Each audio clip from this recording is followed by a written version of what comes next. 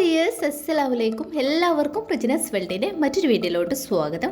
ഇന്നത്തെ നമ്മുടെ റെസിപ്പി ഒരു സ്വീറ്റ് റെസിപ്പിയാണ്. സിമ്പിളായിട്ട് ചെയ്തെടുക്കാൻ പറ്റിയ ഒരു അടിപൊളി ഐറ്റം കൂടിയാണ്. 3 ഇൻഗ്രീഡിയൻസ് വെച്ചിട്ടാണ് ഇത് ചെയ്തെടുക്കുന്നത്. അപ്പോൾ നിങ്ങൾ വീഡിയോ സ്കിപ്പ് ചെയ്യാതെ കാണുക. വീഡിയോയിലോട്ട് പോകുന്നതിന് മുമ്പായിട്ട് എൻ്റെ ചാനൽ ആദ്യമായിട്ട് കാണുന്നവരുണ്ടെങ്കിൽ സബ്സ്ക്രൈബ് ചെയ്യുക. തൊട്ടടുത്തുള്ള ആ കുഞ്ഞു ബെല്ലേക്കൺ എനേബിൾ ചെയ്ത് വെക്കണേ. എന്നാലുള്ളൂ ഞാൻ ഇടുന്ന എല്ലാ വീഡിയോസിൻ്റെയും നോട്ടിഫിക്കേഷൻ നിങ്ങൾക്ക് ലഭിക്കുകയുള്ളൂ. അപ്പോൾ നമുക്ക് പെട്ടെന്ന് തന്നെ വീഡിയോ കണ്ട് നോക്കാം. അപ്പോൾ ഇത് ഉണ്ടാക്കിയെടുക്കാൻ വേണ്ടിയിട്ട് ഞാനിതാ ഒരു പാൻ വെച്ചിട്ടുണ്ട്. ഇതിലോട്ട് 2.5 ലിറ്റർ പാലാണ് ഒഴിച്ച് കൊടുക്കുന്നത്. എന്നിട്ട് ഇത് നമുക്ക് നന്നായിട്ടൊന്ന് തിളപ്പിച്ചെടുക്കണം. അപ്പോൾ തിളക്കുന്നത് വരെ ഒന്ന് വെയിറ്റ് ചെയ്യാം.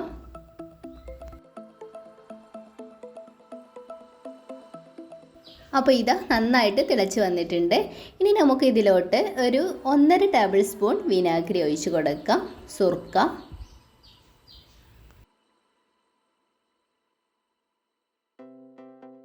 ഇത് ഒഴിക്കുന്ന സമയത്ത് പാല് പിരിഞ്ഞു പോവും. അതിന് വേണ്ടിയിട്ടാണ് സുർക്ക ഒഴിച്ച് കൊടുത്തത്. അപ്പോൾ ഇത് നന്നായിട്ട് ഇതുപോലെ ഒന്ന് തിളപ്പിച്ചെടുക്കുക. അപ്പോൾ എല്ലാം പിരിഞ്ഞിട്ട് ഇതുപോലെ ആയിട്ട് കാണും. ഇനി നമുക്ക് ഇത് ഒരു സ്ട്രെയിനറിലൂടെ ഊറ്റിയെടുക്കാം. മുഴുവനായിട്ടും പിരിഞ്ഞിട്ടുണ്ട്. ഇനി നമുക്ക് ഇത് ഊറ്റിയെടുക്കുമ്പോൾ ഇതിൻ്റെ കൂടെ മുകളിലായിട്ട് പച്ചവെള്ളം കൂടി ഒഴിച്ച് കൊടുക്കണം കേട്ടോ. ഇനി നമുക്ക് ഇതിലുള്ള വെള്ളം കംപ്ലീറ്റ് ആയിട്ട് തന്നെ പിഴിഞ്ഞെടുക്കണം കേട്ടോ. അപ്പോൾ അതിന് വേണ്ടിയിട്ട് ഒരു കോട്ടൺ ക്ലോത്ത് എടുക്കുക. എന്നിട്ട് നന്നായിട്ടൊന്ന് പിഴിഞ്ഞെടുത്താൽ മതി. ഇതുപോലെ ഒരു വൃത്തിയുള്ള ക്ലോത്തിലിട്ടിട്ട് നന്നായിട്ടൊന്ന് പിഴിഞ്ഞെടുക്കുക. ഇനി ഇത് സെറ്റ് ചെയ്യാനുള്ള പാത്രത്തിലൊന്ന് ഒരു ഗീയോ ഓയിലോ എന്തെങ്കിലും ഒന്ന് തടവി കൊടുക്കുക. ഇതുപോലെ ഒന്ന് തടവി കൊടുക്കുക. ഇനി നമുക്ക് ഇതൊന്ന് മാറ്റി വയ്ക്കാം. ഇനി ഒരു പാൻ എടുക്കുക. ഇതിലോട്ട് 1/2 ലിറ്റർ പാൽ ഒഴിച്ച് കൊടുക്കുക. ഈ 1/2 ലിറ്റർ പാല് ഇതിൻ്റെ പകുതി ആകുന്നത് വരെ തിളപ്പിച്ചെടുക്കണം. നല്ല കട്ടിയായിട്ട് വേണം കേട്ടോ. അതുവരെ ഒന്ന് തിളപ്പിച്ചെടുക്കാം. മധുരത്തിന് ആവശ്യമായിട്ടുള്ള പഞ്ചസാര ചേർത്ത് കൊടുക്കാം. ഒരു 1/4 കപ്പാണ് ചേർത്ത് കൊടുത്തത്. പിന്നെ ഫ്ലേവറിന് വേണ്ടിയിട്ട് കുറച്ച് ഏലക്ക പൊടിയും കൂടി ചേർത്ത് കൊടുക്കാം. പിന്നെ ഞാൻ ഇതിലോട്ട് വലിയൊരു ടേബിൾ സ്പൂൺ മിൽക്ക് പൗഡറും കൂടി ചേർത്ത് കൊടുക്കുന്നുണ്ട്. ഇത് ഓപ്ഷണലാണ്, വേണമെന്ന് നിർബന്ധമൊന്നുമില്ല. നിങ്ങളുടെ കയ്യിലുണ്ടെങ്കിൽ മാത്രം ഒന്ന് ചേർത്ത് കൊടുത്താൽ മതിയാകും. ഈ പാല് നന്നായിട്ട് കട്ടിയാവുന്നത് വരെ നമുക്കൊന്ന് തിളപ്പിച്ചെടുക്കണം. അപ്പോൾ കുറച്ച് നേരം ഒന്ന് വെയിറ്റ് ചെയ്യാം. അതുവരെ ഒന്ന് ഇതുപോലെ നന്നായിട്ടൊന്ന് ഇളക്കിക്കൊണ്ടേയിരിക്കുക.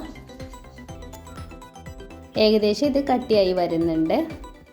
അപ്പോൾ ഇതാ പിരിഞ്ഞ പാല് ഇത് തുണിയിൽ കിട്ടിയിട്ട് നന്നായിട്ട് പിഴിഞ്ഞെടുത്തതാണ്. ഇത് നമുക്ക് നന്നായിട്ട് ഈ കട്ട നന്നായിട്ടൊന്ന് ഉടച്ചെടുക്കാം. അപ്പോൾ ഇത്രയും കിട്ടിയിട്ടുണ്ട്. ഇനി നമുക്ക് ഇതാ പാല് നന്നായിട്ട് ഇപ്പോൾ കട്ടിയായി വന്നിട്ടുണ്ട്. ഇതിലോട്ട് ഇതെല്ലാം ഇട്ട് കൊടുക്കാം. നന്നായിട്ടൊന്ന് മിക്സ് ചെയ്ത് കൊടുക്കാം. ഇതിൽ നിന്നും പാല് നന്നായിട്ട് വറ്റി വരണം.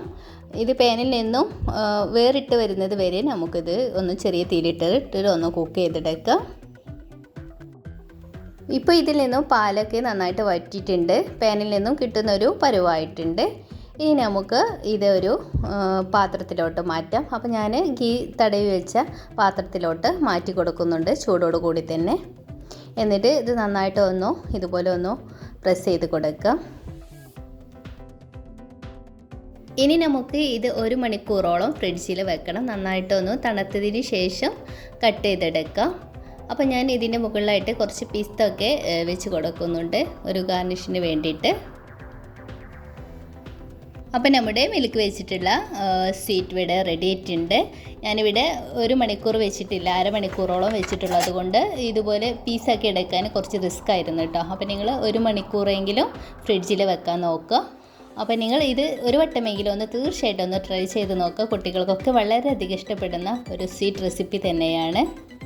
നിങ്ങൾക്ക് എല്ലാവർക്കും എൻ്റെ ഈ വീഡിയോ ഇഷ്ടമെന്ന് വിചാരിക്കുന്നു. ഇഷ്ടമാണെങ്കിൽ ലൈക്ക് ചെയ്യുക, ഷെയർ ചെയ്യുക, പ്രീവിയസ് വീഡിയോക്ക് ഒന്ന് കാണാം. അതുപോലെ തന്നെ റിജിനസ് വേൾഡ് സബ്സ്ക്രൈബ് ചെയ്യാതെ കാണുന്നവരുണ്ടെങ്കിൽ പ്ലീസ് ഒന്ന് സബ്സ്ക്രൈബ് ചെയ്യുക. ഇനിയും ഇൻഷാ അല്ലാഹ് മറ്റൊരു വീഡിയോ ആയിട്ട് വീണ്ടും കാണാം. അതുവരെ ബൈ, താങ്ക് യു.